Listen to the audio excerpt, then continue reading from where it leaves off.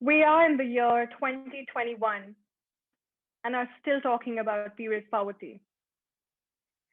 We've developed superior space and nuclear powers, supersonic missiles, sent missions to the moon, and are even predicted to be the fastest growing economy globally. And yet, as a nation, we have failed our 355 million menstruating women. But before we go into talking about the data and the statistics and the how and the why, let's pause. Let's pause to think about how women like you and me still talk about periods in euphemisms. For every time I got a rupee for hearing, reading, and using words like Shark Week, anti-flow, down to describe menses, I would definitely have been richer than Mr. Ambani by now. Do we all remember smuggling pads to the bathroom like it's contraband, stuffing it into our pockets, or hiding it up our sleeves? How did this natural, completely normal biological process become so shameful that we cannot even talk about it openly? Reminds me of a certain fictional literary character from Harry Potter. The more we refrain from talking about it, the more power it gets. A cloud of shame and stigma surrounds the process, ultimately affecting not just those who menstruate, but entire economies and development of countries. So the big question is, what exactly is period poverty? It's a phenomenon where menstruators are unable to access safe sanitary products like pads and cups and are unable to menstruate with dignity because of stigma, ostracization, lack of wash facilities like private, clean, safe toilets, water facilities, soap, and waste management systems. The concept of period poverty goes beyond all of this to include educating and empowering menstruators on sexual and reproductive health and rights so that they can make informed choices about their bodies. What's scary is that 71% of girls in India have no awareness about menstruation until after their first period. Only 12% of menstruating women have access to safe, hygienic sanitary products. But what about the remaining, one may ask? They use hay, leaves, ash, husk, sand, old rags, newspapers, cardboard, banana peels, chicken feathers. The list is endless. Using such unhygienic methods to manage menstruation can have serious health consequences like reproductive tract infection, urinary tract infection, vaginal infections, etc. When girls have no access to safe means to manage their periods, it results not just in poor physical health, but leads to other psychosocial economic consequences. In India, 1 in 5 girls drop out of school when they reach puberty. Which roughly means that 23 million girls are not in school annually. Girls who have reached menarche are also stopped by other family members, mostly adults, from stepping out during their periods because of pre-existing social stigmas and the belief that now the girl is matured and must be protected and controlled. She is not only stopped from stepping outside the house, but can no longer sleep in her own bed, enter the kitchen, cook, touch pickles, wash her hair, and in many cultures, prevented from entering the temple. What is worse is that these harmful practices may seem innocuous on the surface, but have deep, lasting impact on the way women experience and view menstruation. These customs, these practices, they seriously affect not just their quality of life, but also their physical health and safety. In many communities, female genital mutilation is part of a ceremony that occurs after a girl has gotten her first period. The practice causes a lot of health issues in women and girls and is recognized as a human rights violation. The now illegal act of chhaupadi, practiced in Nepal, has claimed the lives of countless girls. Women are banned from the house and are made to live in a cattle shed or a menstruation hut for the duration of their period. Girls have succumbed to death either to smoke inhalation, snake bites, fires, exposure to extreme cold, and even physical assault in some cases. In Malawi, menstruating girls are told not to cook with salt because if they do, then people's teeth will fall out. Such myths and taboos only relegate and cement women's inferior status in the society. So, period poverty is at the intersection of all of this. The stigmas, the shame, the harmful practices, ignorance, lack of awareness, and resources. But more than that, it is at the intersection of class, caste, race, gender expression, and geography. We all know for a fact that period products are expensive.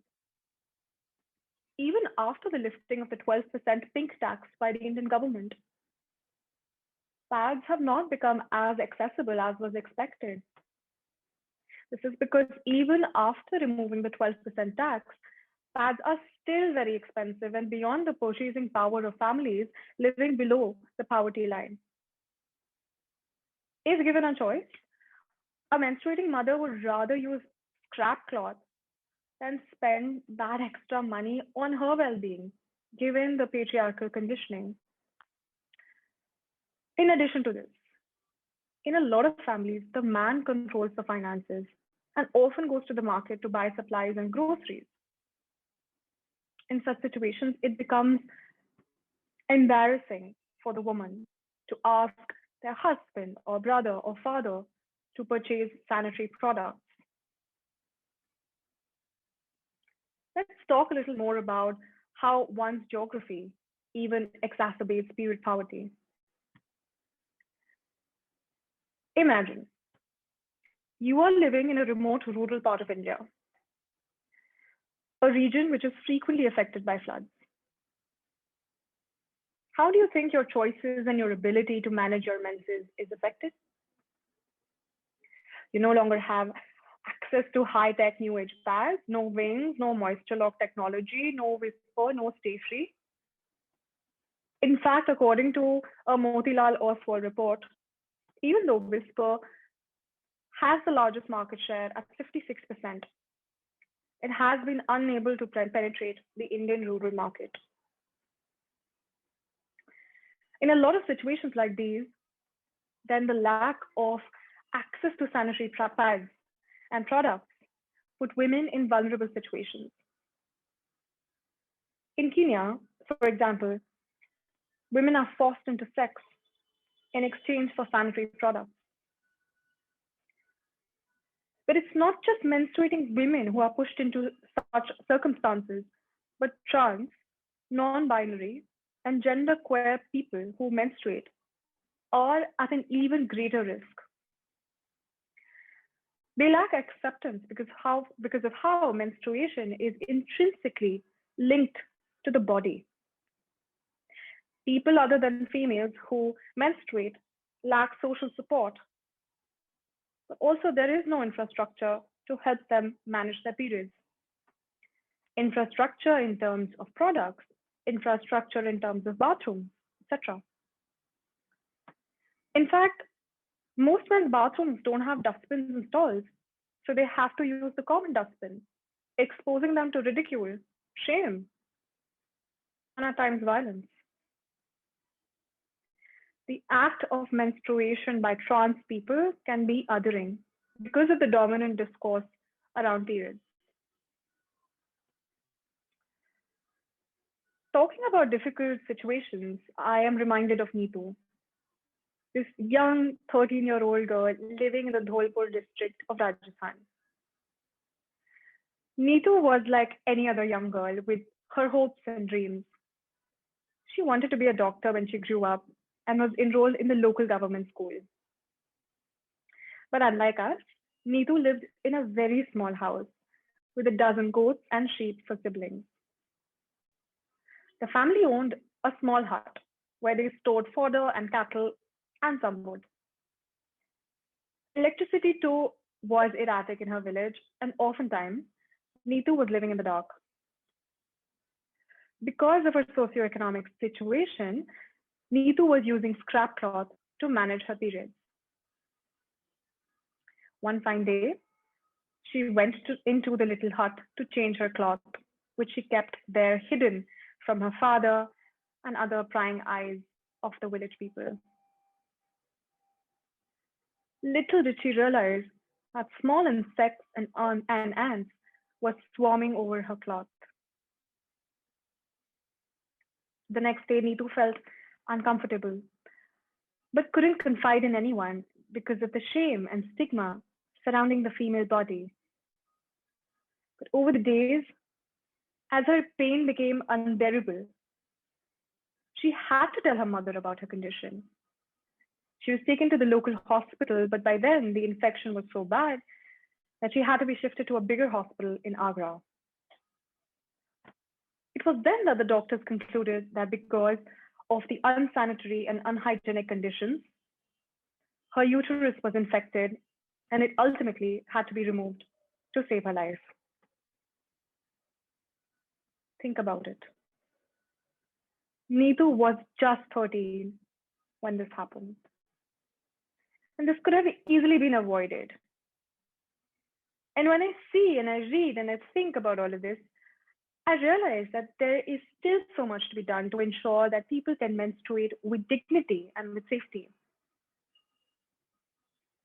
The Girl Up clubs in India are working very hard to create an ecosystem where menstruators are empowered and educated to make informed choices. Lakhs of rupees have been raised, thousands of pads have been donated, several petitions, campaigns, knowledge workshops, and events have been organized in the past 3 years.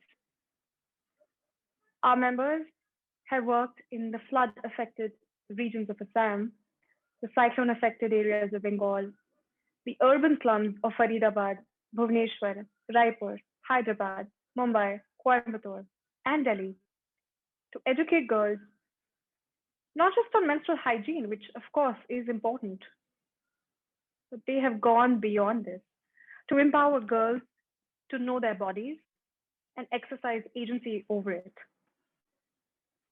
Menstrual health and hygiene is a part of a larger context within sexual reproductive health rights and justice. And the conversation cannot exist in silos without talking about sex, sexuality, gender, and rights. We believe that menstruation is not a girl's issue. It's not a woman's issue, but it's everybody's issue. And we need to join hands to ensure that people can menstruate hygienically and with normalcy. I believe three things can help achieve menstrual equity as we understand it. Firstly is awareness and education for everybody on menstruation and gender sensitization to help move away from the narrative of binary bodies and dismantle stigma. Second is access to products that are affordable and acceptable by the menstruator. And thirdly, wash facilities that are hygienic, safe, and secure. Achieving menstrual equity is innately linked to achieving SDG 4, 5, and 6. and ensuring that menstruators live a life unencumbered by their periods. Period.